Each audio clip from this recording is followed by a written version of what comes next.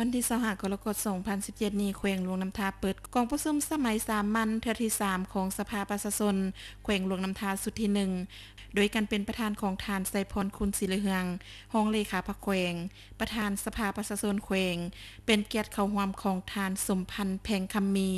กรรมการศูนย์กลางพรรครองประธานสภาประชาชนพร้อมด้วยคณะท่านเพชรถาวรเพลวันกรรมการศูนย์กลางพรรคเลขาคณะบริหารงานพรรคแขวงเจ้าแขวงหลวงน้ำทา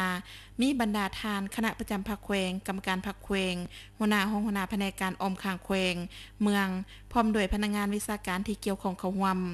กองประชุมสมัยสามัญเทื่อที่3ของสภาประชาชนแขวงหลวงน้ำทาสุดที่1แม่นได้ซุ่มใส่พิจารณาปัญหาสำคัญของแขวงคือได้รับฟังการรายงานโดยสังเขปของทานเจ้าแขวงเกี่ยวกับสภาพเวียกงานพ้นเด่นของแขวงใน6เดือนต้นปีและทิศทางเวียกงานจุดสุมประจำ6เดือนท้ายปี2017พิจารณาบทรายงานเกี่ยวกับการจัดตั้งปฏิบัติแผนพัฒนาเศรษฐกิจสังคมประจำ6เดือนต้นปีและทิศทางแผนการ6เดือนท้ายปี2017ของแขวงพิจารณาการจัดตั้งปฏิบัติแผนงบประมาณแห่งรัฐประจำ6เดือนต้นปีและทิศทางแผนการ6เดือนท้ายปี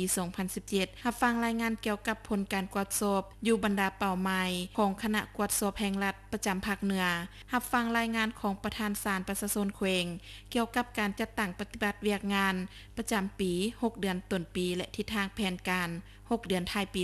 2017ของสภาประชาชนแขวงรับฟังรายงานของหัวหน้าองค์การอัยการประชาชนแขวงเกี่ยวกับการจัดตั้งปฏิบัติเวียกงานประจำ6เดือนต้นปีและทิศทางแผนการ6เดือนท้ายปี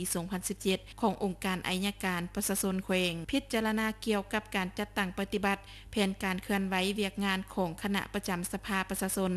ในระหว่าง2กองประชุมสมัยสามัญเทื่อที่2ฮอดกองประชุมสมัยสามัญเทื่อที่3ของสภาประชาชนแขวงและทิศทางแผนการเคลื่อนไหวเวียกงานแต่กองประชุมสมัยสามัญเทื่อที่3ฮอดกองประชุมสมัยสามัญเทื่อที่4ของสภาประชาชนแขวงรับฟังปัญหาที่พ้นเด่น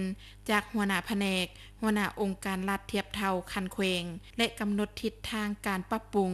และแก้ไขปัญหาดังกล่าวซักถามคณะประจำประธานรองประธานคณะกรรมการและเลขาธิการสภาประชาชนเจ้าแขวงหัวหน้าแผนกหัวหน้าองค์การรัฐเทียบเท่าคันแขวงประธานศาลประชาชนองค์การอัยการประชาชนแขวงองค์การอัยการประชาชนแขวงแผนกยุติธรรมแขวงรับฟังการผ่านมติของสภาแห่งชาติเกี่ยวกับการคุ้มครองราคาสินค้าค่าบริการและมาตรการแก้ไข